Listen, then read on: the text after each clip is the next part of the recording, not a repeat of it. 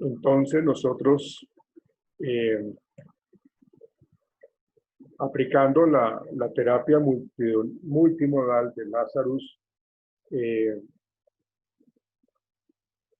hay que entender que nosotros no podemos olvidar la idea que pues, los seres humanos somos organismos biológicos, es decir, que tenemos una red de conexiones, somos bioquímicos, somos neuropsicólogos, tenemos una serie de conexiones allí que nos hacen comportarnos, que nos hacen actuar o reaccionar, que sentimos emociones, que tenemos sensaciones, que tenemos procesos internos que generan imaginación, que tenemos autoverbalizaciones que nos hacen pensar, tenemos opiniones, valores, actitudes, creencias,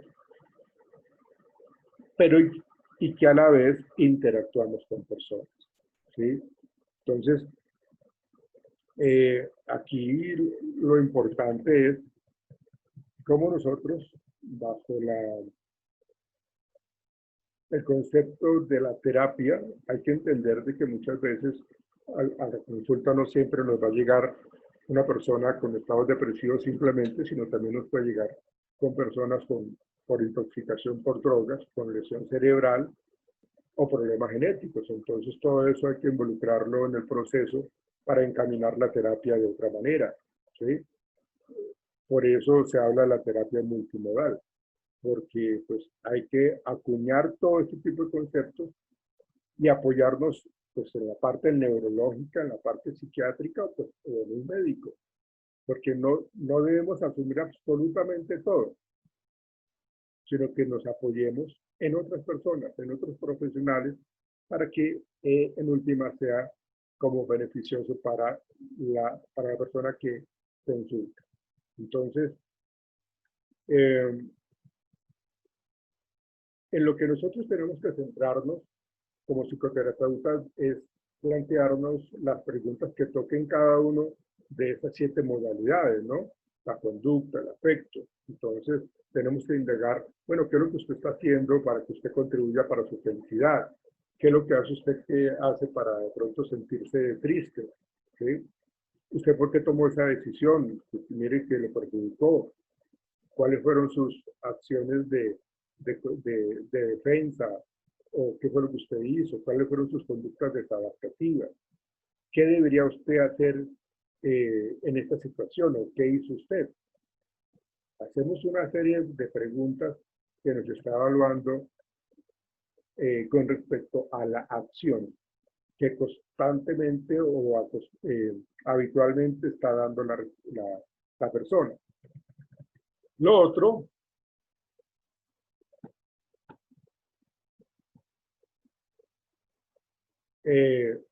centrándonos en el aspecto, es decir, qué emociones está manifestando la persona, el paciente.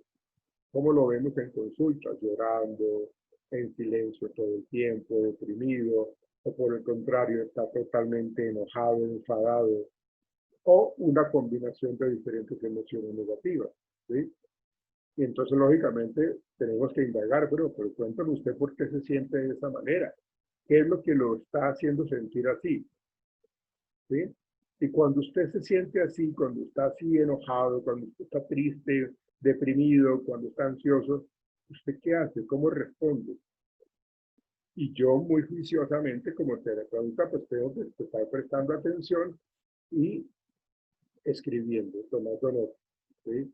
Porque eso es importante. Nosotros tenemos que llevar un registro de conducta, ¿sí? Para poder determinar qué es lo que son más, qué es lo que es más relevante, qué es lo que no es tan relevante, ¿sí? Otro aspecto, pues, son las sensaciones. Recuerden que estamos hablando de la teoría multimodal de Lazarus, entonces hay que evaluar cada una de estas respuestas multimodales.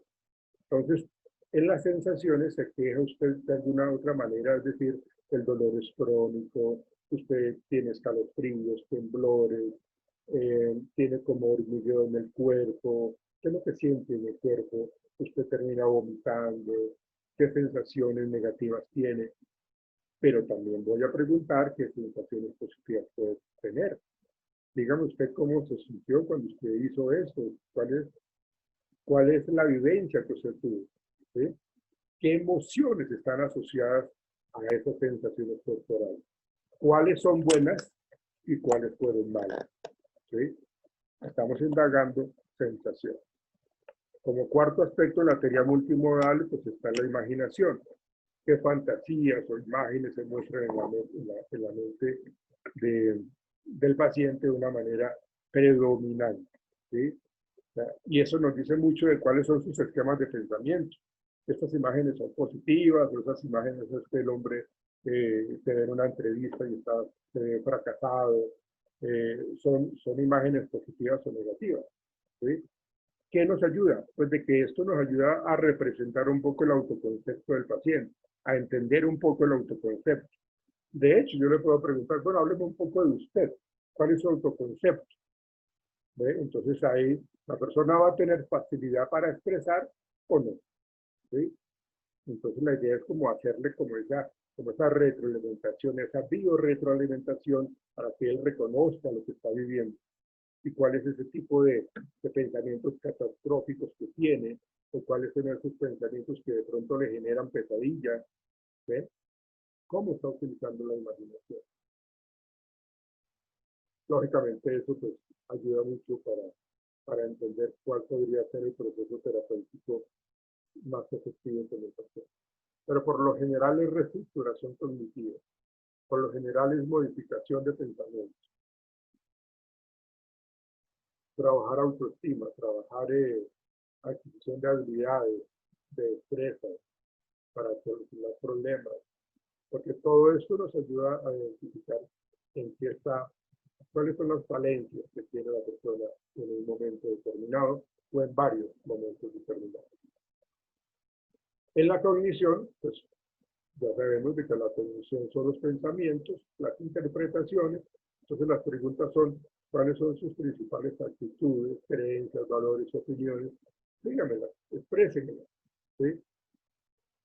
Ahora dígame usted, ¿cuál cree usted que es de eso que usted me acaba de decir? ¿Cuáles de esas ideas son funcionales? ¿Y cuáles cree usted que sean disfuncionales? Eso sería la cognición.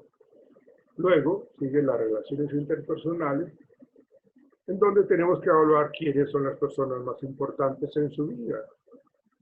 Señor o señora, ¿cuáles son?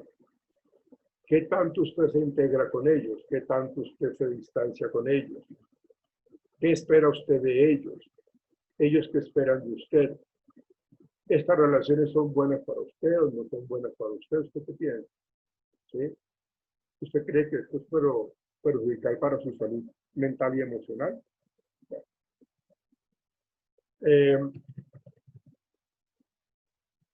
Y la parte pues, biológica o consumo de drogas, ¿no?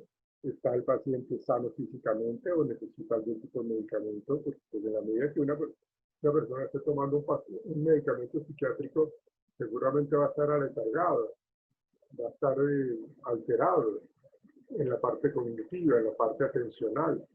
Entonces, pues tengo que mirar yo como terapeuta con qué viene este paciente, ¿sí? ¿Qué ha venido tomando?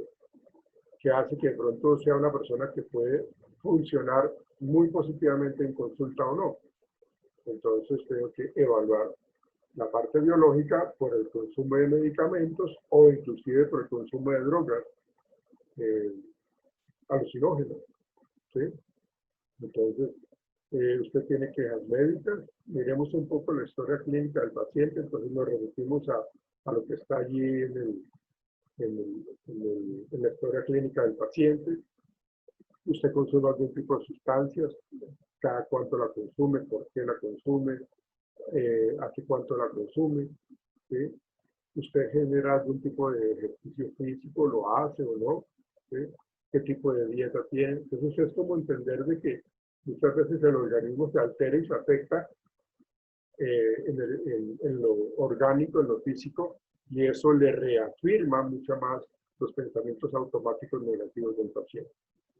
Si la persona es de sobrepeso o no, ¿sí? Si está con trastornos alimenticios, y genera obesidad o por el contrario tiene algún tipo de bulimia o de anorexia, ¿no? Entonces, es como indagar absolutamente todo eso. Esa sería la, la teoría multimodal de Arnold Lazarus.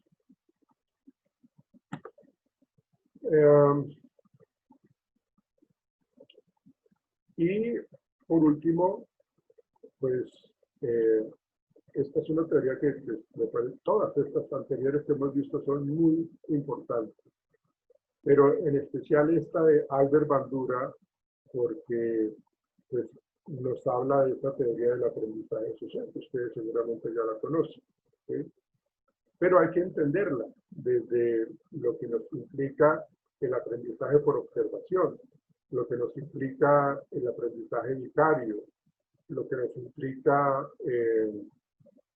cómo nosotros, al observar a las personas, aprendemos a comportarnos, positiva o negativamente, ¿sí? ¿Qué respuesta es la que se debe dar?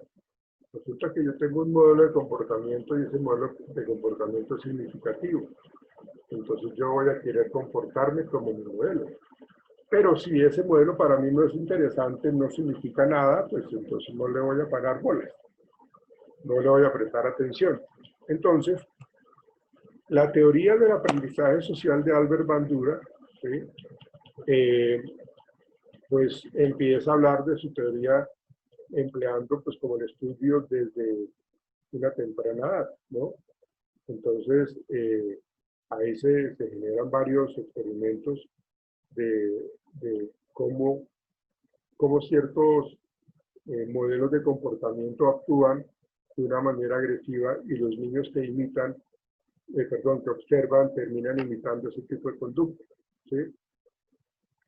Yo me acuerdo hace muchos años, ¿sí?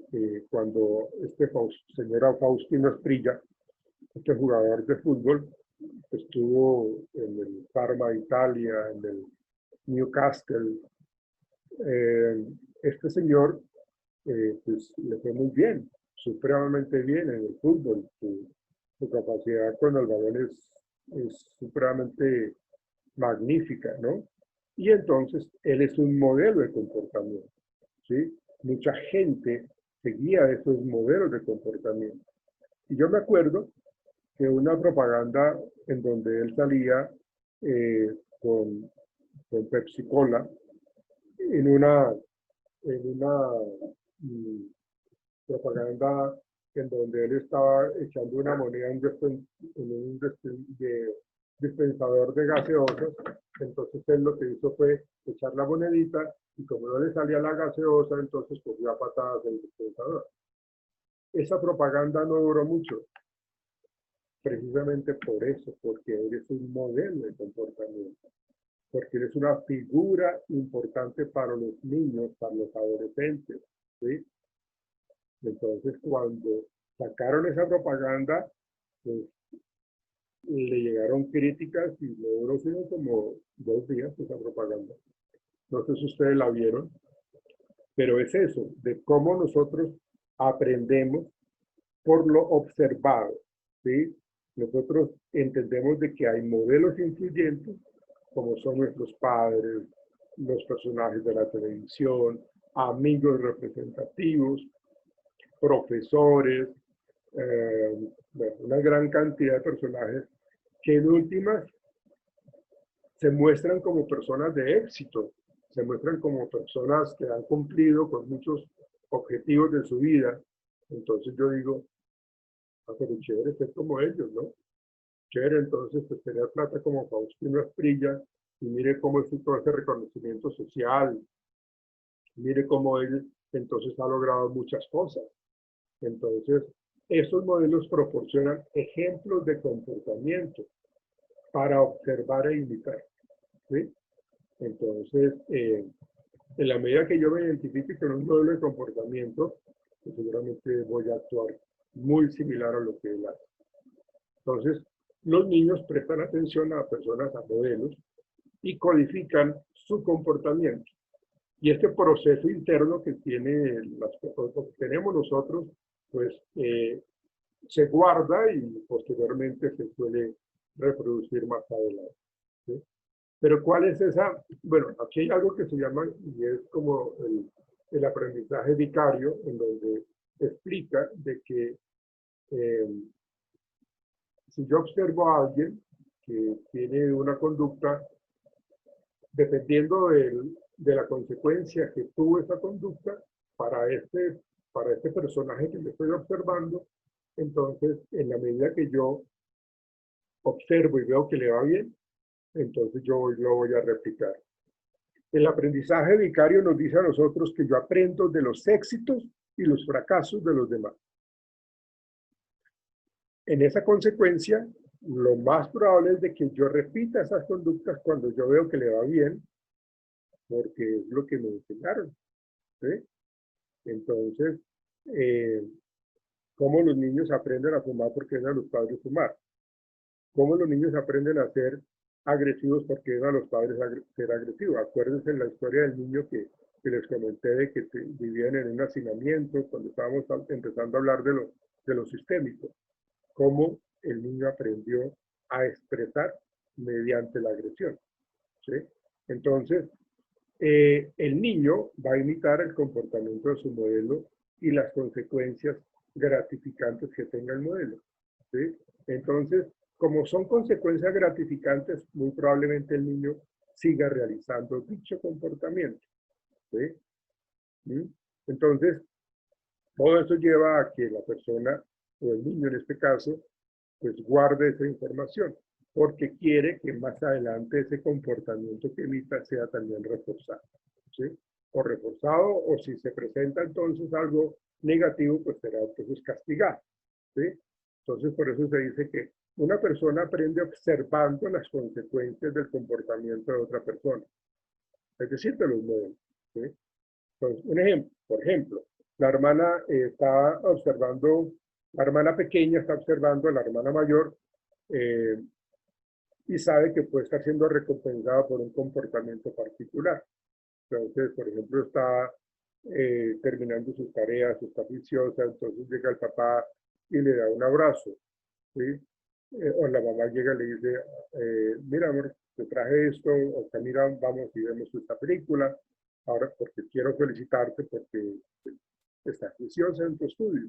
¿Sí?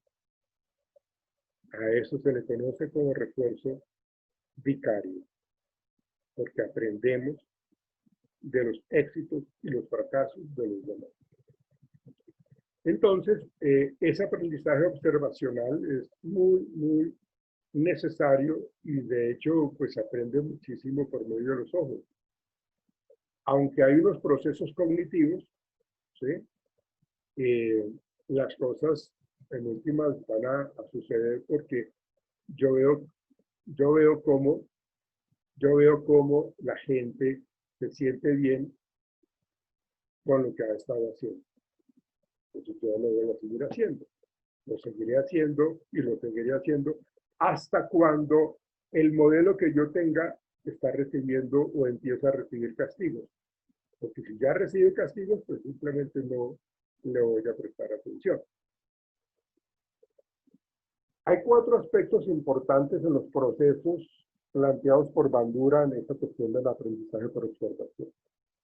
Primera, la atención.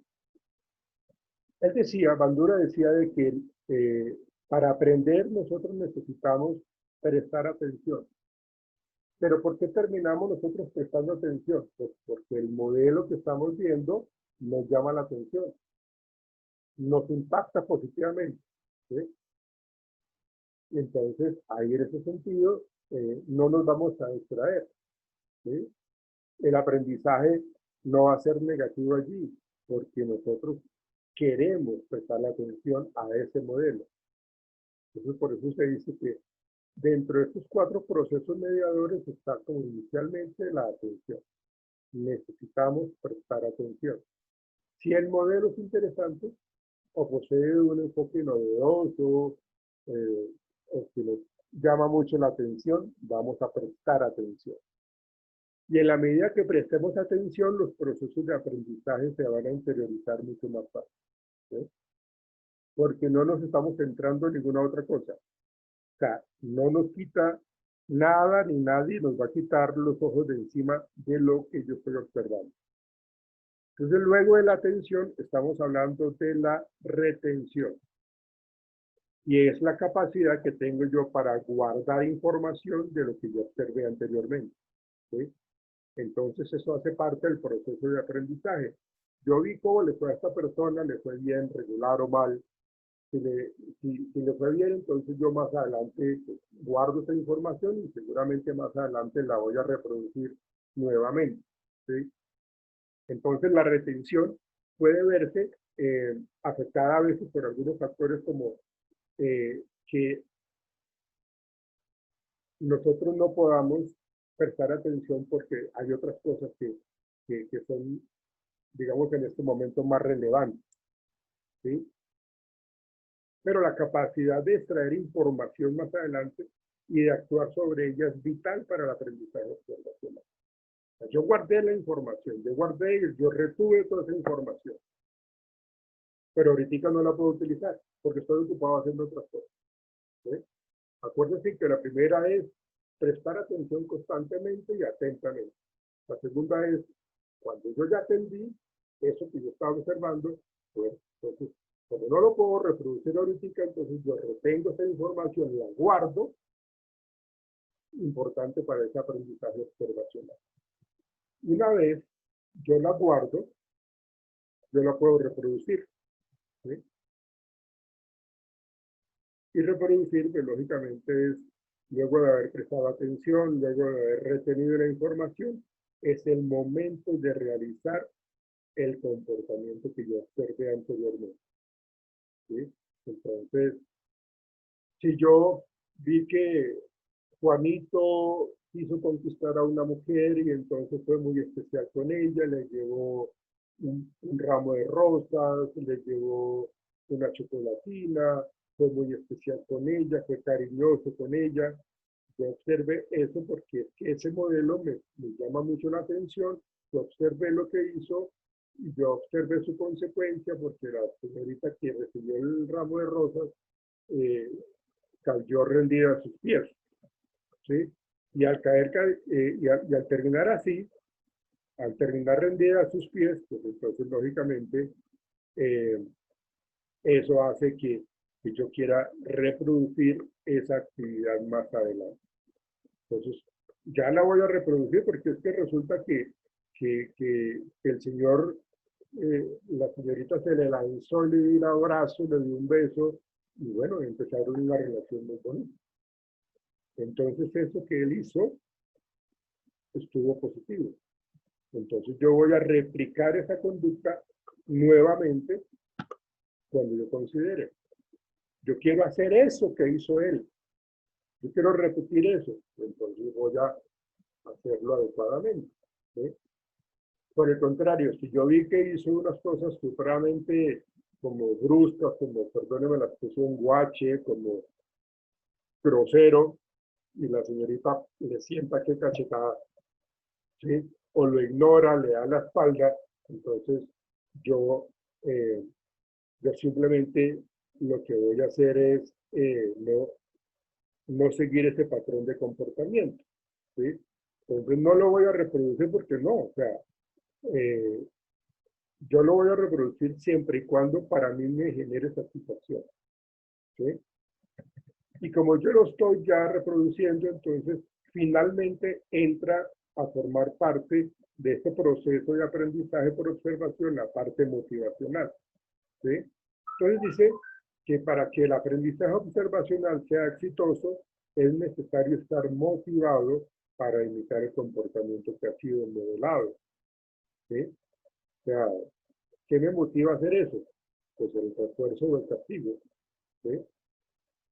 Si es un refuerzo, pues la motivación se incrementa. Si yo sé que es algo que me va a generar castigo, pues no voy a estar motivado en hacerlo.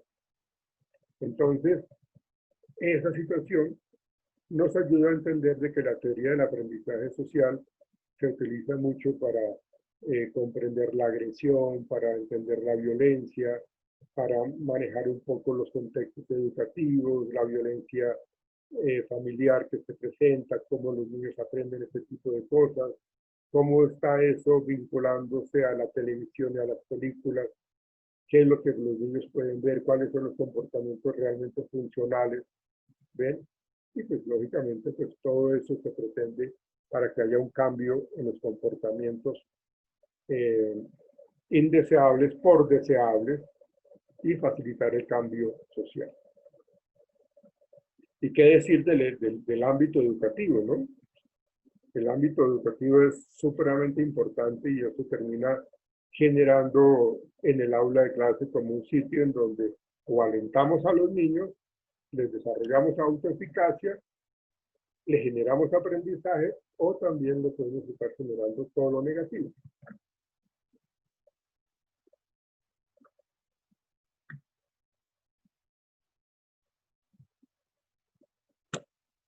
He dicho. ¿Preguntas?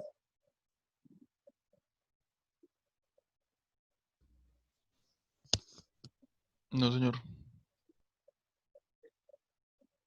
Fíjense entonces cómo avanzamos en la corriente cognitivo-conductual y cómo se utilizan estas en los procesos terapéuticos. Fíjense que hablar de la parte cognitivo-conductual es ya hablar de la terapia, es ya hablar de nosotros como terapeutas para ayudar a las personas que van a consultar. ¿No hay preguntas? ¿Inquietudes, dudas, sugerencias, reclamos?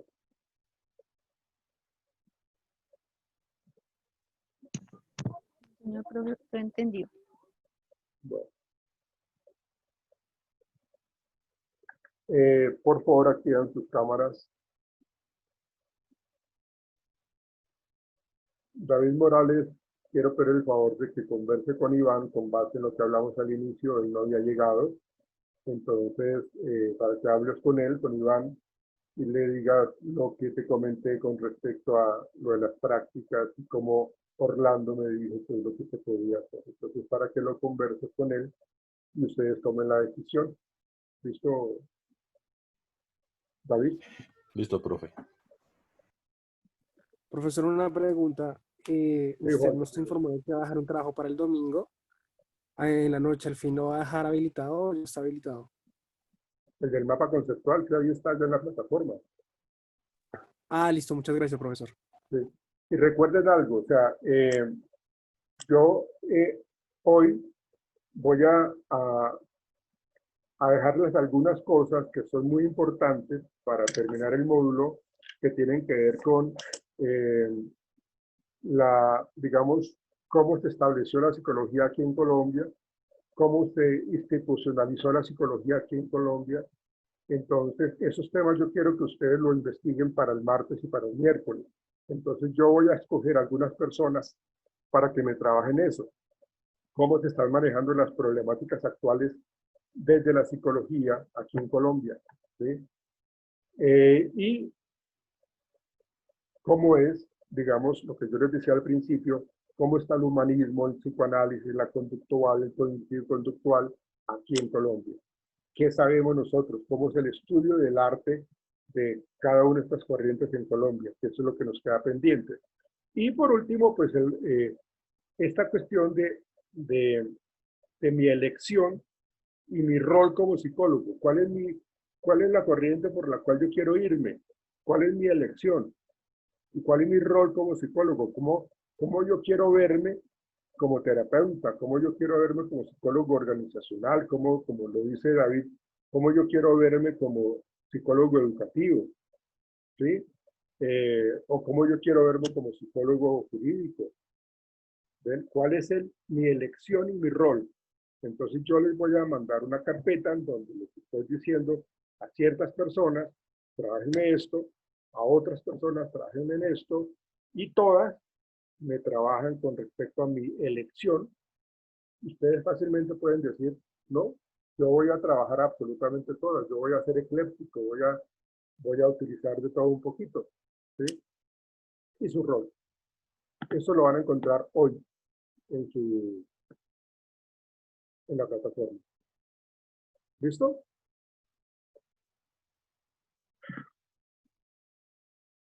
Pero dígame si sí o si no. Sí, sí, Sí, señor, señor, profe. Señor, sí, señor. Bueno, bien, está bien.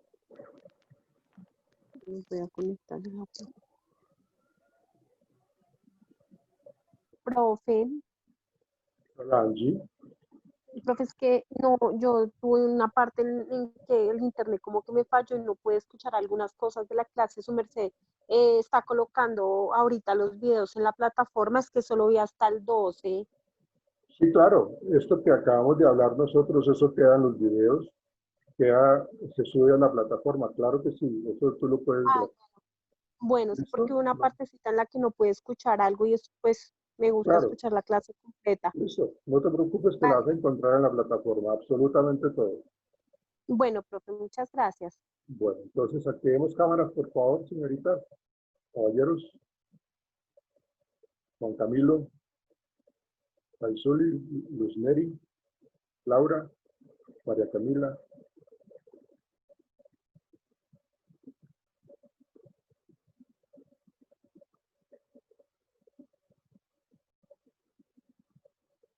Bueno, muchachos, muchas gracias. Que tengan un resto del día maravilloso. Por favor, cuídense y hablamos entonces el martes. Revisen la plataforma, por favor. ¿Ok? Y Bueno, profe, descansen, por favor, este fin de semana. Cuídense, por favor. muchas Gracias. gracias. Mismo. Hasta luego, profe, que esté Gracias, muy bien. profe. Muchas gracias. Chao, chao, chao. Chao, chao, profe.